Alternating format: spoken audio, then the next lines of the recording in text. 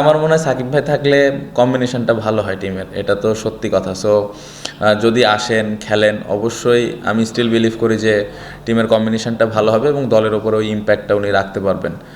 So যদি আসে খুবই ভালো, যদি না আসে তাহলে আমাদের যেই প্লেয়ারগুলো আছে তাদের উপরে বিশ্বাস রেখে আসলে আমাদের কন্টিনিউ করতে হবে। আমার মনে হয় খুবই ভালো টুর্নামেন্ট। প্রতি বছরই বিসিএলটা আসলে খুবই কম্পিটিটিভ খেলা হয় এবং আপনি যদি দেখেন চারটা দলই অনেক ভালো দল থাকে। সো প্রিপারেশনের দিক দিয়ে আমি বলবো যে ইন্টারন্যাশনাল সিরিজ খেলার আগে একটা ভালো টুর্নামেন্ট হয়েছে। ব্যাটসম্যান এবং বোলাররা আমার মনে হয় ভালো মতো প্রিপারেশনটা নিতে পেরেছে। আর যেই কন্ডিশন আমরা খেলেছি রাজশাহী এবং বগুড়া, স্পেশালি এই দুইটা ভেন্যুতে খুব ভালো ক্রিকেট হয়েছে, কারণ স্পোর্টিং উইকেট ছিল, যেটা নর্মালি ওয়ানডে ক্রিকেটে সব জায়গায় থাকে। সো এটা একটা পজিটিভ দিক ছিল। সো ওভারঅল পুরো টুর্নামেন্ট আমি বলবো যে দারুণ ছিল। না, আমরা তো বলবো যে আমরা খেলতে চাই। এখন আমাদের কথা শুনবে কিনা সেটা তো জানি না, বাট আমার মনে হয় যে খুব ইম্পর্টেন্ট যে এই ওয়ানডে টুর্নামেন্টটা হওয়া, স্পেশালি প্রিমিয়ার লিগ। এখানে সামনে আমাদের ওয়ানডে ওয়ার্ল্ড কাপ আছে, পাশাপাশি আমরা ওয়ানডে ম্যাচও খুব কম খেলি এখন। সো এই প্রিমিয়ার লিগের একটা সময় কিন্তু ওয়ানডে ম্যাচ খেলার সুযোগ হয়। সো খুব ইম্পর্টেন্ট একটা টুর্নামেন্ট। আমি চাইবো যে লিগটা খুব ভালোভাবে হবে এবং কম্পিটিটিভ খেলা হবে এবং ভালো স্পোর্টিং উইকেটে খেলা হবে। সো লিগটা হওয়া অবশ্যই ডেফিনেটলি উচিত, বাকিটা ওপরআল্লাহ জানে। আজকের টসটা খুব ভাইটাল ছিল, কারণ ডিউ ছিল। আপনি যদি সেকেন্ড ইনিংসে দেখেন অনেক ডিউ পড়েছে, সো বোলারদের জন্য অনেক কঠিন ছিল। বাট আমার মনে হয় অ্যাজ এ ব্যাটিং ইউনিট আমরা প্রথমে ভালো ব্যাটিং করিনি। সেট হয়ে আমি বা মেহরাব হোসেন অহিন বা সাব্বির রহমান, বেশ কিছু ব্যাটসম্যান আমরা সেট হয়ে হয়ে আউট হয়েছি। সো ওই জায়গাটাতে আমার মনে হয় যে আমরা পেছনে পড়ে গেছি।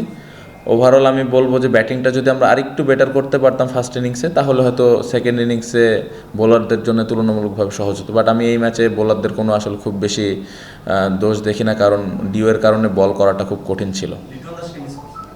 অবশ্যই এরকম এক্সপিরিয়েন্স প্লেয়ার যদি থাকে, অবশ্যই টিমের ব্যালেন্সটা আরও ভালো হয়। সো এটা ছিল না, বাট আমার মনে হয় তার জায়গায় যে ক্রিকেট খেলেছে ও চেষ্টা করেছে 100% দেওয়ার। না, আজকে আমার মনে হয় উইকেট ভালো ছিল, প্রপার উইকেটই ছিল। অবশ্যই চ্যালেঞ্জ থাকবেই, বাট আমার মনে হয় না যে খুব বেশি কঠিন ছিল আজকে প্রপার আমার মনে হয় স্পোর্টিং উইকেটই ছিল। না, এটা তো আমার মনে হয় সিলেক্টররা উত্তরটা দিতে পারবে বেটার।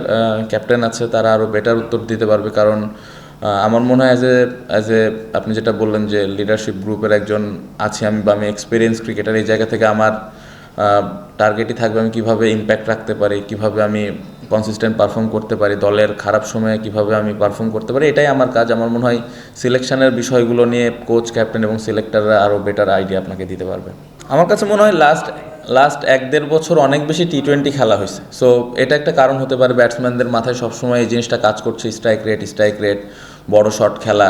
বাট আমার মনে হয় স্পেশালি মিডল ওভারে বা নতুন বলটা হ্যান্ডেল করা, নতুন বলে কীভাবে উইকেট না দেওয়া, বা মিডল ওভার কীভাবে স্ট্রাইক রোটেশন করে খেলাটা লম্বা নিয়ে যাওয়া, এই জিনিসগুলোতে আমার মনে হয় একটু আমরা মিস করতেছি প্রত্যেকটা ম্যাচেই। সো এই জায়গাটাতে আরেকটু কীভাবে কাম থেকে আরেকটু ইনিংসটাকে বিল্ড করে 4 ছক্কার দিকে বেশি চিন্তা না করে কীভাবে ইনিংসটা বিল্ড করা যায় স্ট্রাইক রোটেট করে করে, এই জায়গাটাতে যদি আমরা ইমপ্রুভ করতে পারি, তাহলে আপনি দেখবেন যে 50 ওভারটা আমরা ডমিনেট করে ব্যাটিং করতে পারতেছি।